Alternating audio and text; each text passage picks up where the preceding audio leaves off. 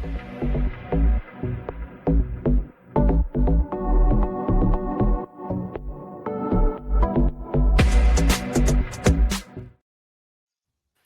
there, baseball fans. Welcome back to another edition of the Prep Baseball of North Carolina podcast. I'm Brandon Hall.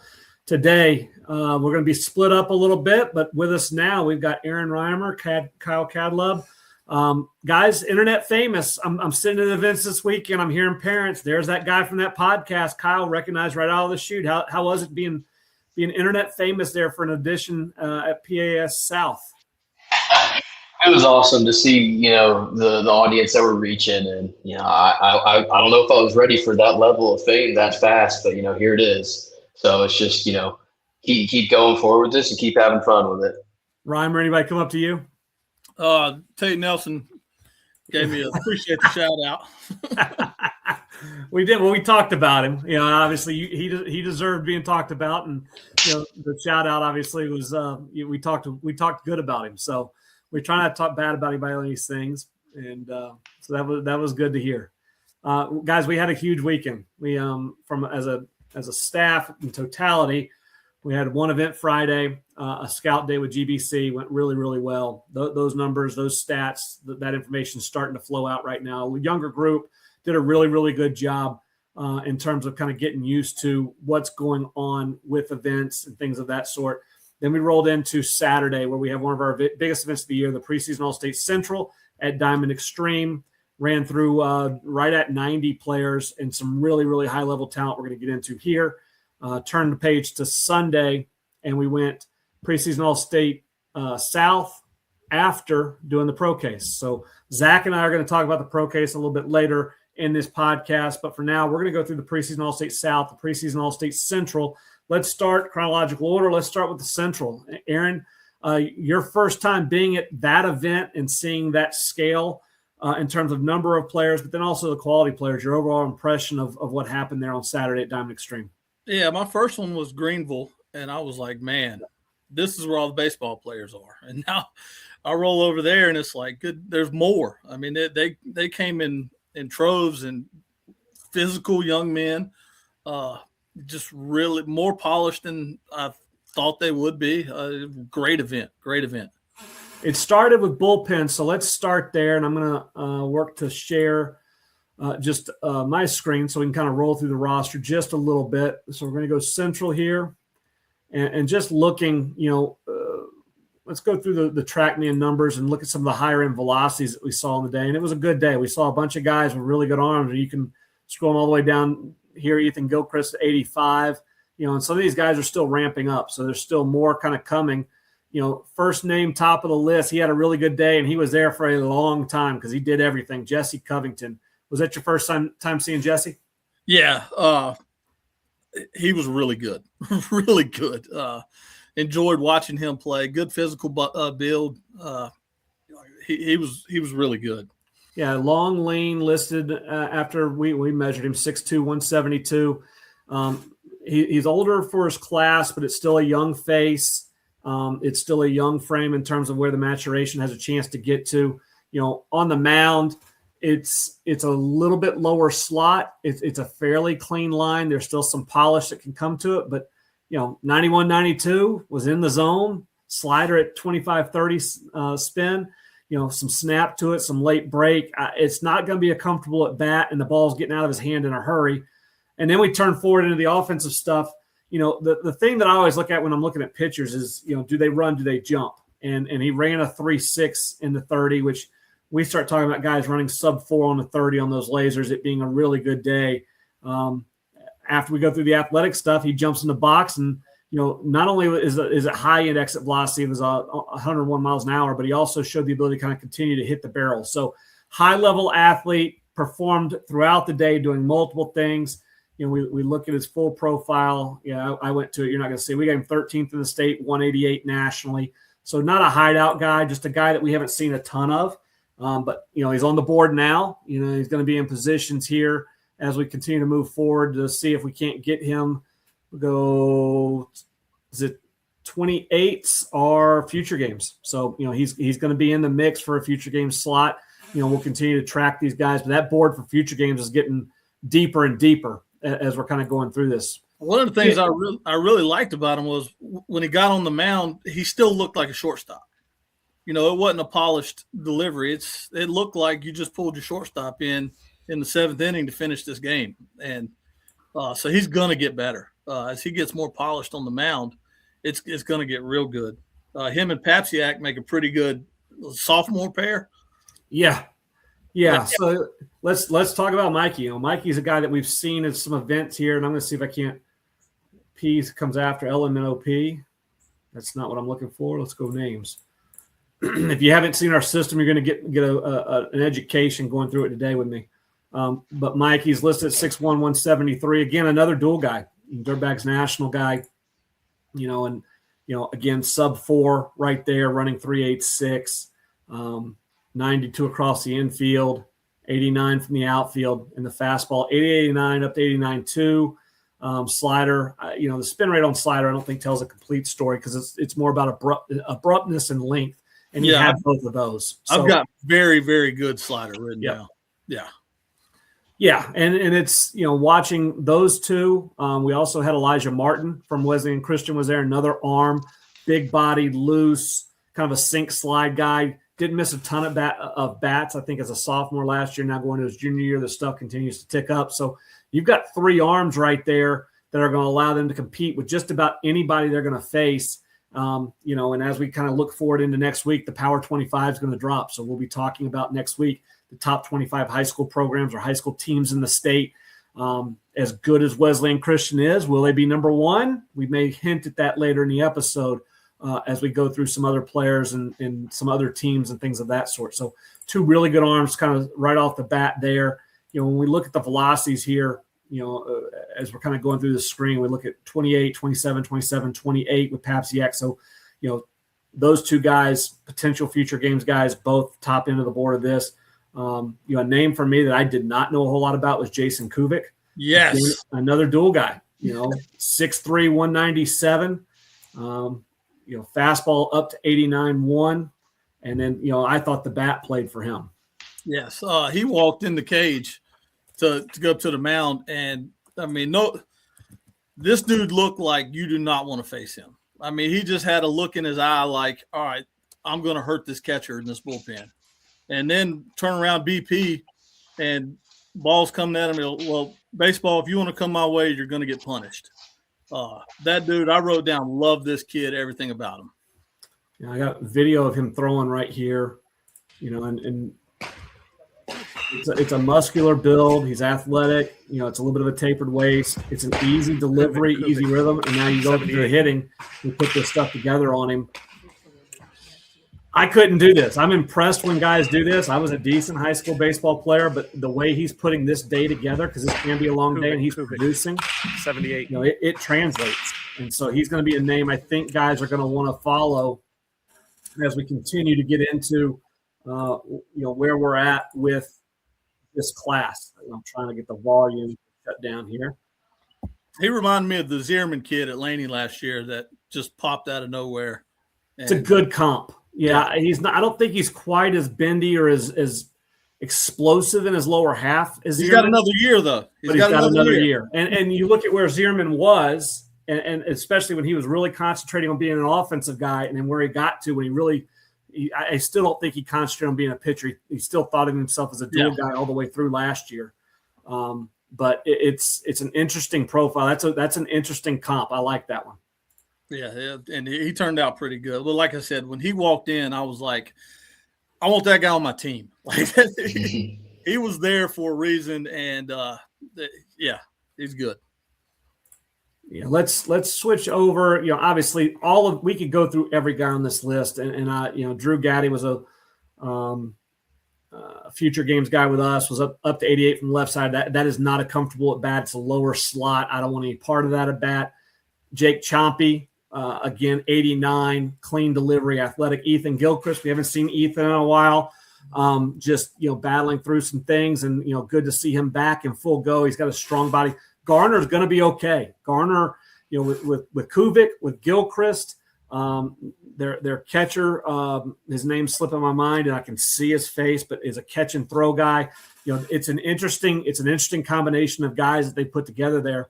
The last pitcher we'll talk about real quick, and I'm going to share my screen again. It's a name that Reimer, you and I have talked about in the past, and I saw you get a little bit giddy. I don't know if he threw on the mound you were really covering, but I saw you get a little giddy when he kind of got up there. C.J. Nixon. C.J. Nixon. He was he's the left-hander from Grace Christian. Sick change up. That's him. Yeah, circled, and that's him. Yes, very. Yeah, the change up was. I had to go get some. What was ginger ale? Yeah, he's a freshman. It's 82, 83, bumping 84. Spin rate has some carry through the zone. He spins his breaking ball. The change up, he kills it. It's got fade. It's got hand speed. It's got deception. It was pretty easy. I'm going to show. This is the video from Junior Futures last year. And he's put on weight from here. He's gotten stronger. But it's a pretty effortless, pretty athletic deal. He's actually okay in a box. He's going to be a really good high school player in the field. I think the future's here, but again, he's just a baby. So, we're projecting him out because that's part of the job, but we reserve the right to be wrong as he continues to produce. So, like I said, top to bottom, just a really good event and seeing some of these names. Nicholas Trogdon, I actually played with his dad. He was 84. Nicholas is 6'2", 181. I think his dad was about that as a freshman in college, Northwest Guilford High School. He looks so much like his dad throwing, and his dad was a really good college pitcher. I think there's a jump coming here. He's got a brother that plays soccer at the Division I level, so it's an athletic family. I think I saw Covington and Papsiak back to back, and then Keaton Larson and C.J. Nixon back to back. Yeah, and it's like, the 29s were really good left-handers. Keaton, 2029 again, sub-4 runner. We saw him we get him up to 84. And it was easy. It was athletic. So, that was one of the things that stood out a lot throughout the weekend, and we can talk about it more after we get through the South. But it was that idea of kind of the young guys taking a lead on some of this, and seeing some of the 29s really jump out and perform at a very, very high level. As you guys are watching these guys, and I know from an evaluation standpoint, you're coming at it, as maybe from a little bit more of a coaching background, obviously, because of what your backgrounds are, but you're watching a young guy like that. What are some of the things that pop out to you when you see a 29 get on the bump? And are we just focusing on radar gun? Are we just focusing on spin? Or what is it you're looking for? And Kyle, we haven't heard a whole lot from you. I'll let you lead us on that. Yeah. So, the big thing for me when evaluating pitchers, especially at that age, is, first you can kind of see what their frame is. Like, obviously they're going to be able to put on weight and fill in as they mature and they get older. But also you're looking for, is there room to grow? Like, is there, he might be 82, 83 as a freshman, and you look for certain things like, repeatability, is he clean? Some indicators of him being able to make that jump as he continues to progress through, his high school career. Those were just a few things when I was out on the road, pitchers is there a jump in there? And if there is a jump, how much? Aaron, same thought process? I'm still new to this, so I go straight back into, this kid can win you games right now at the high school level. I've had a bunch of really good arms that took 100 pitches, 4 innings. We've faced some really good arms. The guys that can pitch, and like I said, their off-speed stuff is really good right now for their age. These kids are not throwing it to the backstop. They're dotting fastballs, spinning changeups, sliders. Those are kids that you can put in a really good game right now, and they can compete and win. That's the big thing for me. You normally don't see kids that young that can face 7, 8, 18-year-olds and compete. Yeah, we're doing our high school previews now, and you guys obviously went through your territories. I'm going to give you guys a chance to get to the end of this, talk a little bit about that. But one of the things I noticed on several teams as I'm going through all the lists and what the coaches said and what our notes say and what we're seeing on the players is there are a ton of guys, a ton of freshmen and sophomores being asked to play out of necessity, just because as we build more high schools, we split these guys up, there's more of a need. Whereas when I was coming through, you had 2 freshmen in the state playing varsity. Everybody else playing. It was just nobody played varsity as a freshman. It just didn't happen. And now we're watching. My alma mater, Millbrook, had a plethora of seniors last year. You fast forward to this year, and their majority of their lineup has been on JV for the past 2 years, and so they are extremely excited about what those guys have a chance to be. But there's also what's that reaction going to be to being on the varsity level, that tick up in speed, tick up in athleticism. Imagine, and I can't because I didn't do it, but trying to be a freshman and just navigating being at practice and having a coach that's, your school's coach. Oh my gosh, and trying to learn his ways. But, oh, by the way, opening week, you're going to throw Friday against number 5 team in the country or number 5 team in the state, because you're our best arm and you're our best option. That's what we're seeing out of some of these guys, and that baffles me a little bit. I know you dealt with it more than I have at the high school level, but what's that learning curve like for those young guys? It's pretty big early, but one of the things that with the ability to basically practice, I mean, we always started practice the 3rd day of school. The guys that went and played other sports, good, great, go do that. That's fine. But for the rest of the guys, you can't just sit around. So, most programs in the state are going close to year round. So you got the state actually up to the 2 hours this year. You got 2 hours where in August, those guys are around the upperclassmen, the ones teaching them things. So by the time February rolls around, hopefully they've become more accustomed to it.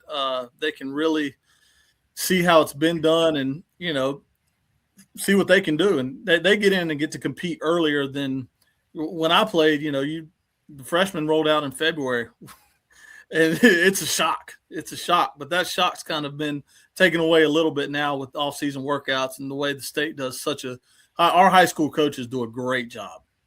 I completely agree with that, and it is a lot different. I mean, we had 4-man workouts when I way in the olden days, way back when I was playing. We did 4-man workouts, and I didn't know the upperclassmen. So even as I did get a chance to play varsity as a sophomore, I had played with some of the juniors, but the seniors were still, oh my gosh, that's a senior, and you're trying to figure out how to deal with just high school stuff, much less the baseball stuff. So let's move forward now to the hitters out of that. Now I'm going to start because I got really excited when I saw a couple of these guys that put up numbers, and 2 in particular. They topped the leaderboard here on the exit velocity. Yep, that's up. Just making sure that I got the right screen up. Brandon Lohr. Brandon is again, another Wesleyan Christian. So we're talking about a similar high school again. So these guys had a great day. It's a 27 corner infielder. And Brandon's deal for me has been the transformation of the body, the way he's moving, becoming a better defender and seeing that transfer. You're seeing a 7.6 here. And the quickness, what really wasn't there, but now all of a sudden we're running a 4.12 and we're trending. We're trending to run better. He's got better bend in his hips. He's got better leverage in his swing. So I'm going to, revert here to show just a little bit of video on kind of what we saw with him the other day. And Reimer, if you remember him, I'm going to let you kind of take over and just, talk about what you're seeing in the swing and, 105 mile an hour exit velocity. Pretty good. Yeah, big kid. 94. Gets the most out of it. They kind of doesn't flow real well right now. Well, that one did. Yep. I guess early he was just getting into it. But, yeah, I mean, that's a loud stick. Wants to do damage. He kind of reminds me of the guy that stopping at first base doesn't do a whole lot of good. So, I didn't get to watch a whole lot of his. You were on the other one. Yep. But yeah, and I looked over a couple times. It was loud. Yeah. It's 105 max. It's 100 average, and again, the way the average is computed, TrackMan's getting every fair ball that's hit. So the ball goes straight up in the air. Maybe it's fair, maybe it's not. Maybe TrackMan doesn't get that one. So it's a small sample size. Maybe it's 8 swings that are calculated. Maybe it's all 16 that are calculated. But the average at 100 really stood out. He's got some ball to barrel skills. He's not going to be asked to do everything for Wesleyan Christian. Obviously, they've got Covington. They got Papsiak. They got Cole Bowman. There's some other guys in the lineup there, so he's not going to have to do everything, and that may free him up to do a lot. And that he's got a chance to be kind of one of those scary guys. The thing I love, though, and what's the same thing I want to talk about with the next guy, is where they were and where they are. They're taking feedback. They're taking an idea of kind of what their bodies are telling them, what the numbers are telling them, and they're getting better. They're not going, oh, well, these guys, if the numbers aren't what I wanted to see, it's because they're not doing it right. We get that from like 1%. We hear it every now and then. That's fine if that's what you feel. We're trying to present exactly what we see. We're trying as best we can to make sure the numbers are accurate. We're using the best tech equipment there is in the market. And these guys are taking it going, okay, I'm okay. I'm good. I'm playing in a good program. I can get better. And how do I get better? And the next one I'm going to talk about here, again, share my screen, is a little bit of one of my favorites just because of the work he has put in, but Giovanni Bacchino. Gio is now 6'5", 269. He has thinned out. He has gotten quicker. He was always a good athlete, even with the bigger body, and he always had some bend in his hips and some explosion.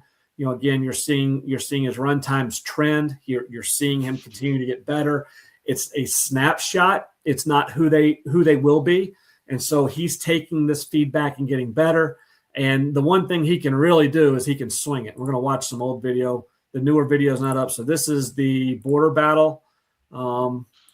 As we get into it, and you can see, there's some looseness, there's some leverage, there's decent turn. And when we look at his stats, 105, 94 exit, 392 distance. Every time we see him, it's 99, 101, 103, 105. This 105, as Gio gets to be a senior, we may see 108s, if we get him on the right day. So just, and he's not my player. I'm not training him. I can't take credit for it. He's doing the work, but I'm extremely proud of watching somebody take the feedback and then go get better. And he was a guy that was hoping to be on the future games last year. We just roster-wise, it didn't work, and he's continued to go get better. So chip on his shoulder or just a hard work ethic or whatever it is, I'm excited to watch him. We're going to see him the first week in the county clash, Mecklenburg County versus Forsyth County. It'll be played in Kannapolis. I'm excited to see him live. But Aaron, as we're going through this list, any hitters that you kind of stuck out to you as we were looking through? Gavin Gray. I don't know what his numbers were, but it was a barrel party in his BP. Everything was on a line. It might not have had the big numbers like the other ones, but you want to just talk about a good smooth round. I think he sent invitations to the barrel party. It was good. Decent mover. 397.30. The 60 is a little outdated, but 397 and 96.5, 88.6. So he's keeping those fairly close. The thing for me on Gavin was just the body length. He's 5'11", 175. He looks like he's still going to grow. That's a baby face right there. 2028 USA Prime Coastal. Again, another West Forsyth guy. So, sometimes, and we don't plan it like this. We we didn't even talk about who we're going to talk about today. Just kind of pops up, and you're starting to see some trends on some of the high schools we'll be watching this spring. Go ahead. I thought Brody Michelle. Yeah. I wrote down hits bigger than his size. Yep. He drove the ball really well to all fields. It wasn't just yank it, pull side, try to get a big number. He was gap to gap. Not a big kid, but like I said, he hits bigger than his size. So we'll pull a video here from the fall, and you'll see what he's talking about. The swing is fairly similar now. There's some whip in there. It's a vertical bat, head stability, and he's on the barrel. What I love about Brody is this translates to game. What you see in BP is what you get in game. We don't always get a chance to evaluate that and see that, but there are some hitterish tendencies. We love guys that get in there and there's uber bat speed. There's a ton of barrel and there's exit velocity, but it's the ability for us. Can he translate that into games? And there's that rhythm he has in BP translates. It's the same rhythm in games. He has that ability to kind of continue to find it. Again, another guy that, was on the cusp of kind of being a future games follow last year. We loved him, just, trying to find 25 guys. It gets really tight, it's really only 4 outfielders that we're taking. So, bright future for Brody as we continue to follow him. As we finished this event, we left, we got home or our hotel. Some of us had a good time. Some of us just went right to bed. No questions. And then we came back the next morning. We had the pro case. Zach and I are going to talk about the pro case.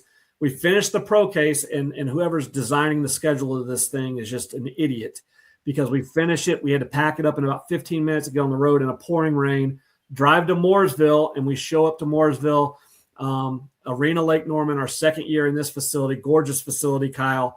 And you were there waiting on us, ready to unpack, ready to get going. We had about an hour to set up. We typically take a little bit longer. We're doing our best best we could to kind of get things structured and set as we went, but the players didn't flinch. Once we got rolling, it was off into the races, starting with the pitchers, then rolling into defense and BP. Your overall impressions of the South as we get ready to start kind of going through the roster. Yeah, no, it was awesome coming up there. That was my first time being able to get to Arena, and like you had mentioned, it's an awesome facility. I know their staff helped us out, and they did a great job. So I was super impressed with that. But yeah, as we rolled into the pitchers, kind of my initial overall reaction was there's a lot of underclassmen arms that are really good. Just seeing whether it's a plus pitch or frame, projectability, super clean delivery. Each guy that we saw had something. They brought something to it. One of the names that jumped off to me really, really early was a 2029 Cole Christian. He got up and threw about 2 or 3 pitches before I looked down at the iPad, and just off the eye test, I was like, yeah, 83, 84. And I look down and I see, I think it was an 87 and 88, and then it kept going up. But it changed again when I looked down at the roster, and I was like, whoa, like this kid's a 2029. Right. Just super physical. I think he's listed at 6'2". That's going to be a guy as he grows into his body and can, 6'3" there. He keeps maturing. That's a guy we're talking about. His senior year is, could potentially be one of the better arms in the state. Yeah, it wasn't just the mound either. The mound stuff came after his pop times. He threw a 196, 205. He's 80 out of the crouch, and it wasn't like he was crow hopping out of the crouch. It was a smooth, athletic release. Mm-hmm. Obviously there's some polish to come to the release and the arm action and where the body's going. He's still a baby, and there's some wavering a little bit and just his stability and trying to get. But for a 29, I mean, way ahead, and it's good that you see that wavering. It's not a real mature body in terms of it's done growing. It's 6'3". It's 190. He's going to be able to handle more weight. He may get to 6'4". He may get to 6'5". I don't know. We'll figure that out. But just what the body has a chance to do athletically is still growing. So, we saw the catch and throw. We saw the mound. You and I went and watched and talked about him while he was on the mound, going, holy mackerel, to 29. Mm-hmm. And then he got in the box, and after running a sub-4, and he's carrying, 90, 93 plus off the bat. So I haven't seen him enough to say this is where he's going to be and this is who he is as a player and this is how it's going to translate. I know he's a very good player and he's in my backyard, so I'm going to see him at some point this spring. I'm excited about that. I'm going to switch over here to TrackMan, and we're going to go through – let's go by class. So some of the 29s, we talked about Christian. Garrett Dietmeyer is a former junior future games guy with us, very polished, works pretty easy, ton of strikes. Ryan Joliffe moved, was pretty easy. Kirkland is a fairly athletic guy. I think he's a CBA guy. He is a CBA Orioles guy, High Point Christian Academy. They've got a couple freshmen with him and Witten Butler, who was at the Central event. They're going to be pretty good. Did you see – you did not have Colton – oh, I'm going to screw the name up. Pedinato. No, I did not. I didn't have him But, on the mound. we start seeing, again, Metrolina Christian, a team that's got a chance to be in our Power 25 as we release that on Monday. It was a guy, again, that we've heard some things about. We knew about him. 85 across the infield. He's a good mover. It is a very youthful frame. He's going to get stronger, 5'11", 143. And then on the bump, 83, 85. And it was athletic. It's not as scary at bat now because he's a 29. But, as easy as it works, I mean, it's one of those things you go, man, I don't know where the ceiling is. We'll figure that out in the next couple of years. I want to watch. Another 28 or 29 that kind of jumped out to you. Yeah, right there. You went right to him, Duncan Carver. I was really hoping you were gonna click on that because that was another guy. It's a super clean delivery and a good frame in 6'3", and that's another guy in the Asheville area that's. He's going to give fits to a lot of the good teams out here. He is. But that was another guy. Even as a 28, I was just super impressed with him. Yeah, and Duncan Carver, right-handed pitcher, AC Reynolds, obviously got a chance to be a home game for you. He's in the middle of basketball season too, so he's. I don't know that we talk about that. So I think sometimes that little rest and then some adrenaline flow at these events, we start to see closer to who they really are. They don't have to be ramped up all that much to throw 12, 15, 18 pitches. But it's the ease at which he does it. And we know Duncan. We had him with us with the team in North Carolina at the East Coast Super Sophomore Games. They're going to be played again this year in August. We'll be taking 29s to Richmond to play against other teams from the East Coast. But, it's fastball command, it's fastball feel, it's pitch ability. Oh, by the way, the slider's good and the fastball has some ride and beats bats. So it's not just the pure stuff with him. Some of it's just the athleticism and how it works out of hand, and then how it plays versus the hitter. We all like the velocity number. Velocity is going to allow you to make some mistakes. We all like spin rate numbers. But when you watch him, again, that eye test you talked about, he looks like he's working 84, 85, and then you look down and go, it's really 88, and the hitter's playing it like it's 93. And so the development on him, I like where the body's at. It's 6'3", 188. He's going to get stronger. He's doing other sports right now. There's a high ceiling to what he has a chance to be. Yeah, absolutely. And then there was just real quickly, I was peeking over it. He was on the other mound. Sean, I believe it's Rotosiler. I hope I didn't mess that up too bad. I messed it up the entire day, and he was a point of emphasis for me, but I'll let you go first. He was a guy, like I said, he wasn't on my mound, but as a left-handed pitcher, I really enjoy watching other lefties throw, and that's about as clean and smooth as it gets. And, again, he's another 2028 guy, and it's really going to be interesting to see how, again, this continues to develop, because it's already there. Now it's just a matter of, making small, finer changes that are going to make some big differences for him. So this video is from August, and from this video to where he is now, there's been a jump just in terms of body feel. This one is from early in the fall. And again, you can start to see. I had somebody talk to me about the way he finishes and the little recoil he has. I think it's because he's a powerful athlete. I think he's trying to figure out how to control the speed he's got going down the mound. That's going to come as he continues to get strong. But you can see it's an athletic build. There's strength in the lower half.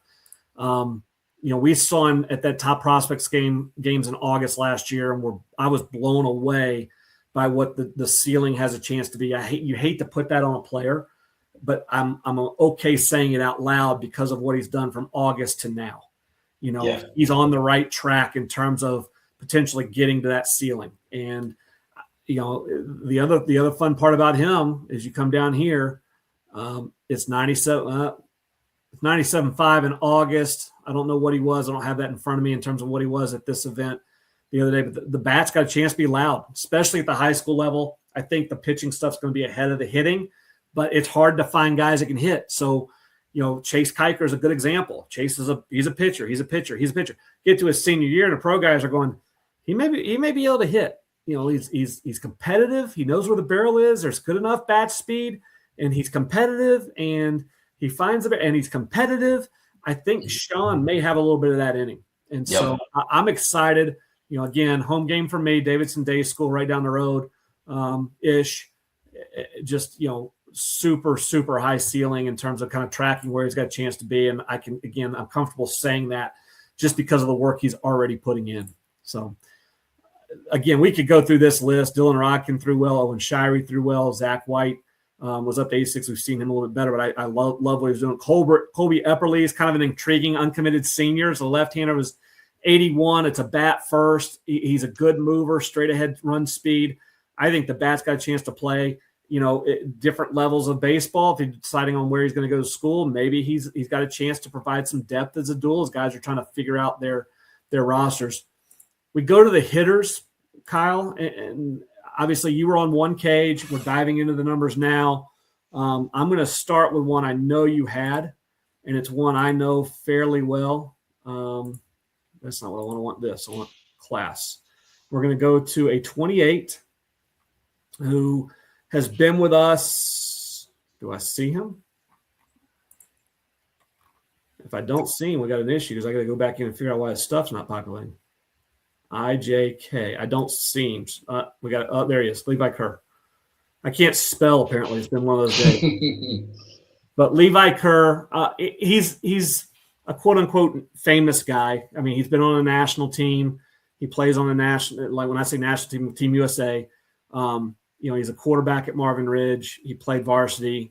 It's not a hideout name, but when those guys show up to our events and then put on the display they put on, as many good players as were rolling through your cage, this one was different. Yes. Yeah. Just, as you can see the sheer size at 6'4", and, it's one thing 6'4", but the athleticism that came along with it was super impressive. We look at his stats, 102 off the bat, carried 89. I thought it took him off the machine 4 or 5 pitches to kind of get it rolling. His second round, his probably average exit velo was probably closer to 94. I mean, every ball that second round came off. He's a good mover in short spaces. This is trending. I mean, you can see the 7.49 now, 4.15. I think this is going to be 6.8 by the time he's a senior. He's going to just the way he's trending. But again, he's not a guy that trains for these types of events. He's always on the field, whether it's football or baseball. He doesn't have a whole lot of just downtime just to be in the weight room or just to be training on movement aspects. He's playing. And so trying to find that balance for him, I think that's a good thing because when he does get to that point, whether it's, senior year or into his freshman year or wherever he's at, that's going to come very quickly because of how athletic he is. Mm-hmm. Any guys you've had in your past that kind of mimic the guys you've played against or seen just come to mind as you're seeing 6'4", 195, left-handed bat, chance. I think he's got a chance to play in the middle of the field eventually. I know he sees himself right now as playing a little bit more third base, but I think the is going to get him in the middle. Any names that kind of come to your mind? Not to put a comp on him, but just somebody that sticks out to you. Yeah, there was actually a guy I played with in high school was very kind of similar, that left-handed bat. He played outfield, but very similar kind of build and put together. Overlapped with him a little bit. His name was Ben Gamble. Ended up having, I believe he's on a minor league contract now, but he's put together a pretty impressive major league career. So, again, like you said, not to put a comp on guys, but there was a lot of very similar traits just from those two guys. One other name that kind of stuck out for me, and again, I'm seeing some of these guys. There are a lot of really good players, but Harrison Mears rolled through your cage. Yes, that was the guy I had marked down. This was the second time I've seen him. I believe I saw him once in the fall in Ashboro, but kind of a little bit of a do-it-all guy. Like he gets behind the plate. He's super athletic behind the plate with some really good clean actions, and then you see him in the infield, and he moves well in the infield, and then he gets in the cage, and it's a compact, quick swing, and a lot of hard contact from what we saw there on Sunday. Yeah, and it's flat. I mean, he's done a good job kind of grooving his swing, and the videos from this event will be up probably in the next 3 or 4 days. But we saw him this fall in Asheboro. The swing he's actually into his legs a little bit more now. He sits down in them, but it's flat. You know, there's some barrel whip. There's strong hands. You know, he's a tough out. You know, it's just the way he kind of approaches. It's a bulldog mentality in the box. He's not going to get cheated, but he also knows he has good barrel feel. I love the fact, and I'll let both you guys speak to this. Let's start with Aaron at the high school level. You take a guy, he can catch, he can play the infield, he can play the outfield. The bat's got a chance. He's a top 3 or 4 bat no matter what year he is in high school in terms of he needs to be in the lineup. From a high school level first, what type of versatility does that give you in terms of putting your best offense on the field and your best winning potential on the field? Oh, it's huge. It's huge because, you've got certain kids that can't play certain positions. And then so you've got to kind of mark them off and figure out how to get them into the game. And then, you're comparing 2 players. Well, a kid like Mears, he's compared to all 9. He gets in and always gets in. Yep. Man, Coach Sochfer over there, I swear South Brunswick has like 6 guys just like him. They would fight their mother to get to first base. I kid you not. That dude does a great job. His son Grady, very good player. Him and Mears are like could be identical twin brothers if you're playing them. They're tough. I saw them at spring break 2 years ago, and those 2 guys were young guys, and they had a guy on the bump that was pretty good. I think he took a no-no into the 5th or 6th against an ACC arm. It was just their competitive level in the box. I mean, they're facing a guy that's got put away stuff, and he couldn't put them away. They would just battle and run the pitch count out, run the pitch count. And when you made a mistake, bang, they were on the barrel. Yeah. But, I mean, every inning was 25, 33 pitches. And it just wears on you after a while. Kyle, I don't know if I ever been. Oh, that's why you're with us now. Yeah, I think we were way more talented than them in quite a few years. It didn't matter to them guys one bit. Yep, they do a good job. Kyle, from a college standpoint, trying to put together, your college roster, versatile guys versus the numbers on the roster. How does that work, and how important in the recruiting aspect is it? Yeah, I mean, Brandon, you've been there. At the end of the day, if you hit, we'll find a spot for you. So being able to kind of plug and play guys in different positions and not have to worry about them, you know they're going to produce offensively, but you don't have to sit there and question, man, is this guy going to be a liability for me in the field? It is huge. And, being able to play multiple positions at this level goes a really long way with a lot of college coaches because, you're not pigeonholed into just recruiting an outfielder or just recruiting an infielder, and I'm sure you've been through it as well. Like every infielder in college played shortstop at their high school, Right. You don't recruit shortstops, you recruit athletes. And a lot of guys, get to college and they struggle with being able to be, it kind of interchangeable and adaptable. And the guys that are able to make that adjustment the best and the quickest are the guys that usually are going to play the longest. We always did a deal and exercise in our office where, you're starting to go through, you get through the fall, we do it at the end of the fall, and you do it in the preseason, and you do it about 2 weeks out, and you do it week of. All right, who are our best 9 hitters? And now, you getting into the fall and you're doing this, you have time to kind of redirect some guys here and there. We're going to get him some reps at first base. Alex Burt for us played at Wakefield High School. I actually played for my dad at Wakefield and then came over to us. He was an outfielder in high school. But as we got into his sophomore and his junior year, he was really athletic. He had just never played the infield. And we needed him in the lineup. But he wasn't one of our better outfielders. So how are we going to do that? Alex, here's a first baseman's glove. And then we gave him 3 weeks. And he became a really, really good defensive player after about, 6 months. But we were willing to eat the defensive stuff early on to get the offense that we were going to get. You can't always do that. But we always go into the year, how can we get our best 9 guys in the lineup? About 2 weeks in, after you've booted about you're feeling about 930 instead of 970. You go, screw that. What is our best defensive lineup? How can we get that? The players that have the advantage are the players that have the chance to be the best defensive player or the second best defensive player at multiple spots, and they're one of the best 9 guys in the order. That guy's going to be on the roster. That guy's going to be on the lineup. We're going to find a way to get him in, and then we can mix and manipulate and get him around. So, why do we recruit shortstops? Because typically we can move shortstops. We can move them to third, we can move them to second, we can move them to first, we can move them to the outfield. They're not going to freak out. They've kind of done all that stuff. They've caught a pop-up. They've made a throw across the diamond. Hard to move a first baseman to shortstop.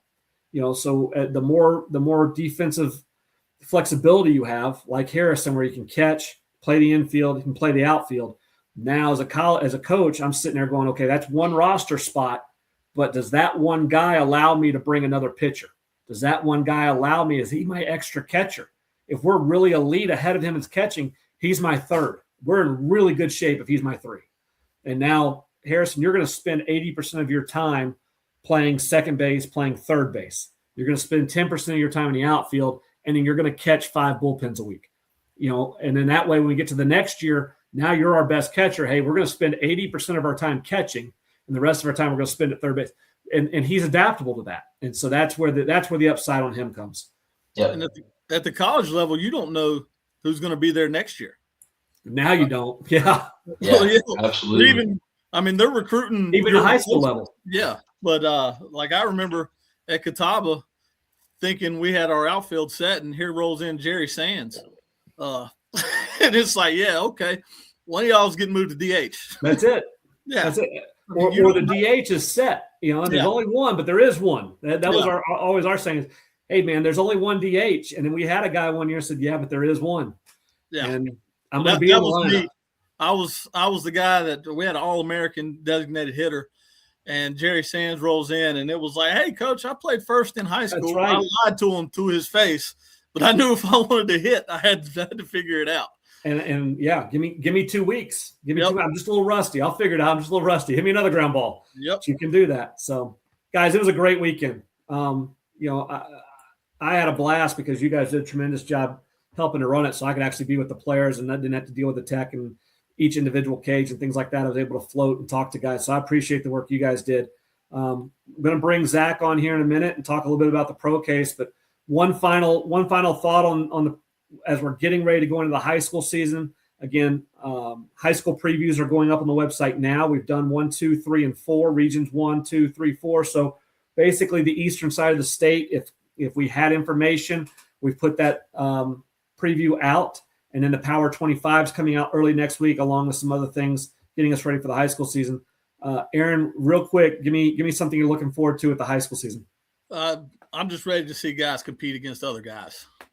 That's the fun part. I love the showcase, the indoor baseball, all the metrics is fun, but competition, I love it. Kyle, what you got? Yeah, no, kind of to build on that, it's cool to see what these guys can do, in a cage. But for me as a coach, it was always cool to see how can we take what we've done in the off season and apply that to games, and seeing guys get better over the course of a couple months or over their careers in high school. As a coach, it's one of the best feelings you can have is seeing these guys that busted each and every day, see that work pay off. Well, guys, I appreciate you jumping on today. We're going to fast forward now and head to a pre-recorded deal. We're going to try and splice and merge this thing together. We'll see how my technical skills are, but we're going to bring on Zach Borowski. So, guys, I appreciate you jumping on. We'll see you at the field. Yes, sir. Thank you. See you Sunday.